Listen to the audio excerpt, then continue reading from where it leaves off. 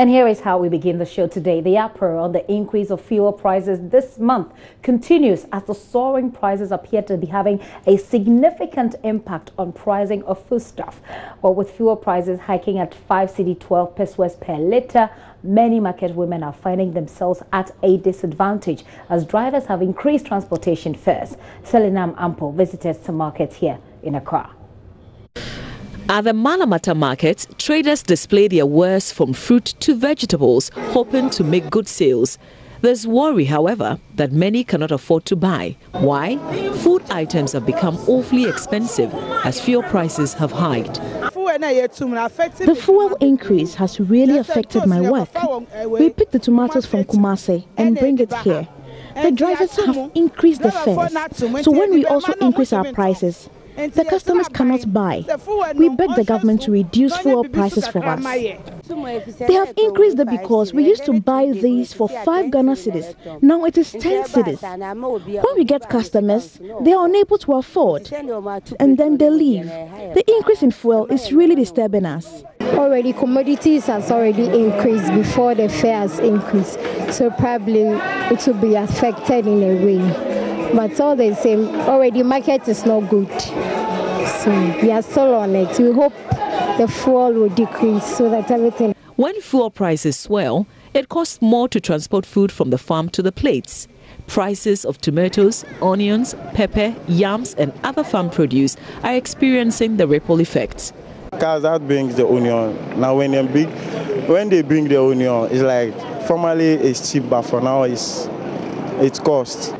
We are losing customers because when a customer comes in, it's like you tell the person that this is 10 cedis, while the person knows it's 5 cedis. That person might be thinking that, oh, maybe he wanted to take his money or maybe cheat him. The transport fares have increased. When we sell, we do not even make profit.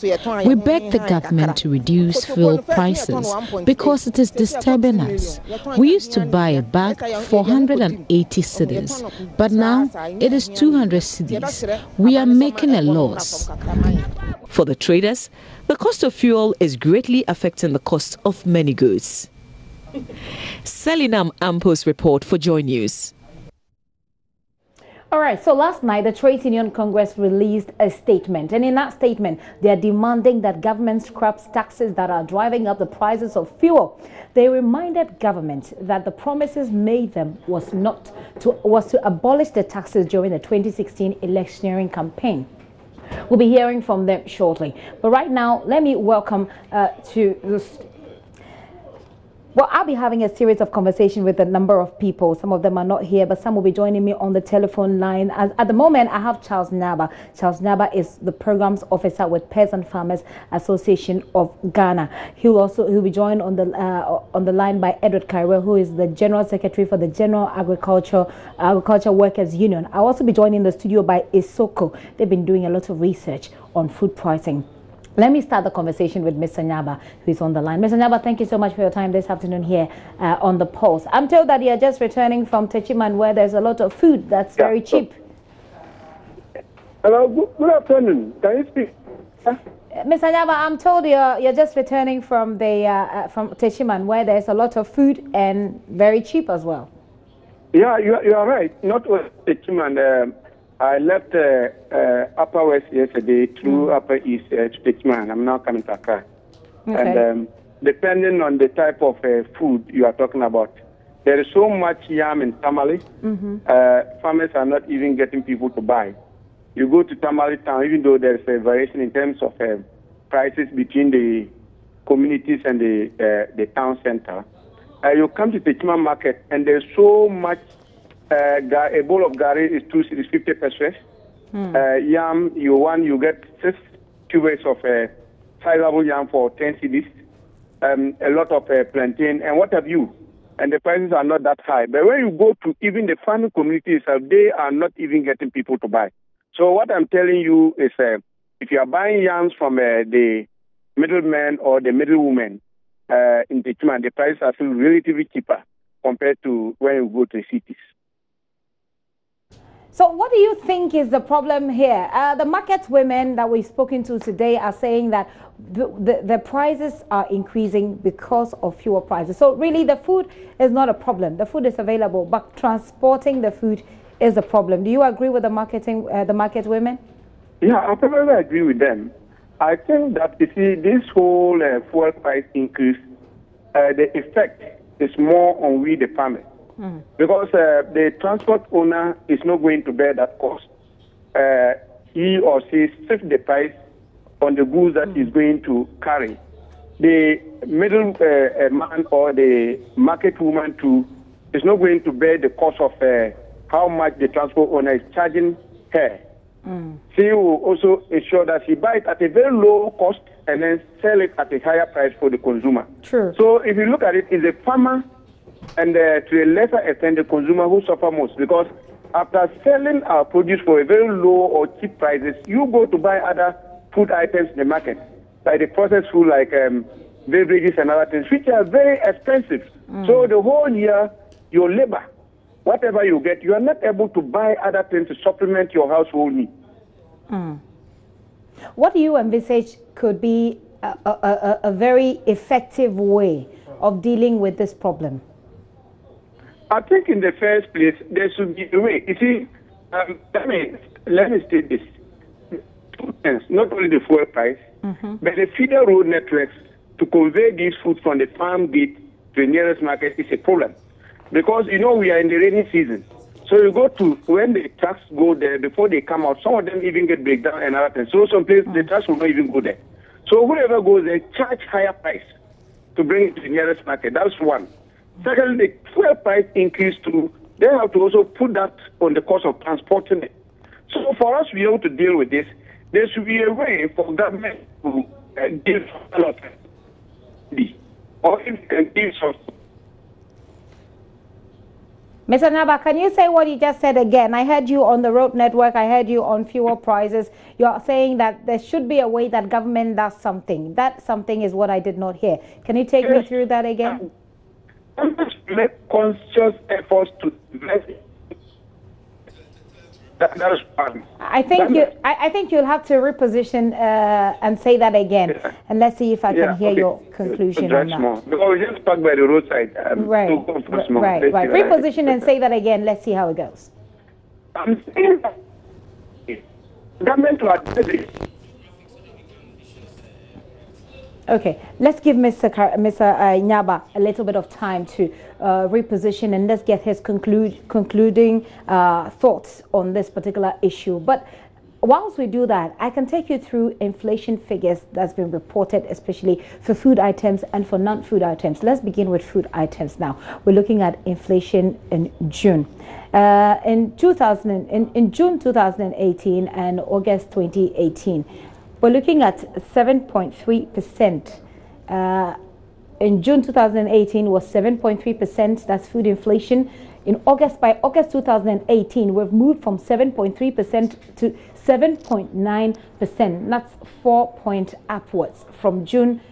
Between June and August, the inflation rate on food. On food items, I must say, and of course, you see that sources from the Ghana Statistical Service.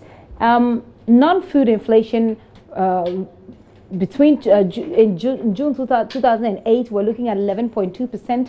By August 2008, non-food inflation had actually gone down from 11.2% to 10.8%. So you see a decrease of 0.4% in that. Well, let's get to talk a little bit more on this. I've just been joined in the studio by Francis Ejay Danso. Francis Ejay Danso is a content manager for market research group Isoko Ghana. Francis, you're welcome. Thank you. And before you came in, I was just finishing up my conversation with Charles Nyaba, who is with the programs officer for the Peasant Farmers Association. Mr. Nyaba, are you there? Okay, looks like we've lost him. We'll try. Okay, Mr. Nyaba, I do have you now, I'm told. You were making a point before the line decided not to cooperate any longer. Give us your concluding remark. Mr. Nyaba?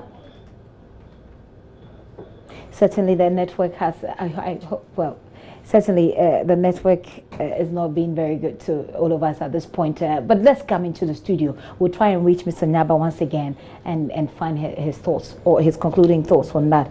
Mr. Danso, it's good to have you here in the studio. We've been speaking to market women who are complaining about food prices because they are having issues with patronage. People are not buying their goods, they say. The research that you've done, do you have any research in this area that corroborates the reports from the market? Thank you for the question. Normally, when we pick our market prices on a weekly or daily basis, we do ask the market women how their trading activities are going, aside we taking just the figures. Okay. And so we've also realized that for some of them, they've been complaining for some time now that people just come to ask of prices and then do not buy some of their wares. And so yes, indeed, we have some stock in there, but people are not patronizing, and so you realize that sometimes the prices are reduced just to make sure that they can sell something and then get something to go home. So what it means is that beyond people complaining, that is buyers like myself going to the market and complaining to these market women, sometimes the market women are compelled to reduce the prices so that they can sell their goods, because of course most of these things are perishable goods, so they are compelled to reduce the prices so they can sell them. Do they complain to you in any of your research about how that affects their capital, their ability to work with the money they have? Yes, indeed. They do complain because they give us examples where maybe the person starting with 100 Ghana cedis, at the end of the day ending up with 80 cedis, and so having to look for an alternative that he or she can sell or buy and then sell with the 80 Ghana cedis. So they do complain, and it does affect their capital. Based on your research, are there recommendations as to the way forward dealing with this problem? Indeed. If we want to address this, then we all need to look at and then find solutions to the things that are disturbing in the market. And so we need to look at the kind of commodities that are traded on the market, and then how we can try and then stabilize the prices so that they do not lose their capital because of the seasonality of the things that they are dealing in. Well, stabilizing, what does it require, do you think? So it means that we need to have a way to prolong the shelf life of some of them, and then also to let them diversify into other commodities that they can easily trade within season and then get their money's worth. I see. They say the Trades Union Congress, of course, which the General Agricultural Workers Union belong to, have been pushing for tax reductions. They believe that if there are tax reductions on petroleum products, that will help, or that will have a ripple effect on what happens in the market. Is this a position that Isoko agrees with, and why? So tax reduction in the petroleum sector will not entirely bring down the food prices. Well, why not? It is just one of the components that adds to the prices of the commodities. And so reducing that alone and not addressing the other aspects of it will not entirely bring down the prices. But then if you don't agree that reducing the prices of fuel or on petroleum products? It should be done with other things. Okay. Currently, our research shows that we've not had any impact of the current price on the prices of foodstuff yet. Okay. Because it was just last week, and so it's just about a week or 2 weeks, and we've not had any major effect on the prices for the month of September yet. That's based on your research. Yes, because the ladies that we spoke to in the market seem to be saying something different. Yes, so based on the figures that we have, it hasn't affected the prices yet. And so reducing that alone and not addressing the other issue of storage, transportation, that is road network and all that, will not necessarily bring down the prices. Okay. Okay, well, that is a proposal from the General Agricultural Workers Union. They want government to reduce the taxes because they believe that that is one of the solutions to the problem. And of course, Isoko here is not disputing that. They're saying this is not the only solution. Now, even if you do that, you will still have issues with pricing because you have not dealt with the road network, which Mr. Nyaba from the Peasant Farmers Association refers to. You have not dealt with storage, which is also a big issue.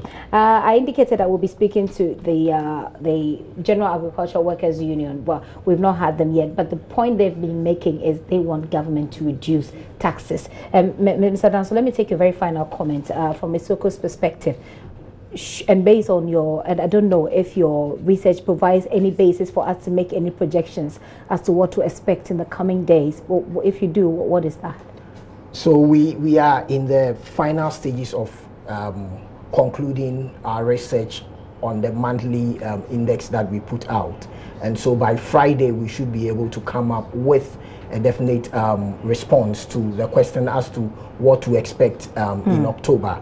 But from what we have so far, we are going to have some commodities going up as expected and others also reducing. We are going to have a lot of the cereals prices roughly being stable or dropping slightly, and of course tomatoes, which is our usual culprit, we are expecting some high increases in the there. price. So we should look forward to the figures by Friday, you say? Yes, by close of Friday. So Isoko will publish the figures by Friday of so what sort of increases we've experienced in September, and that will perhaps give us a basis to make any projections if there are. But thank you so much, Mr. Francis Danso, for coming. Francis Ejay Danso is with Isoko. They are a market research group. You also heard from Charles Nyaba, who speaks for the Peasant Farmers Association. He's a programs director, and you also heard the perspective of the General Agricultural Workers Union. Even though we didn't speak to them, they actually released a statement,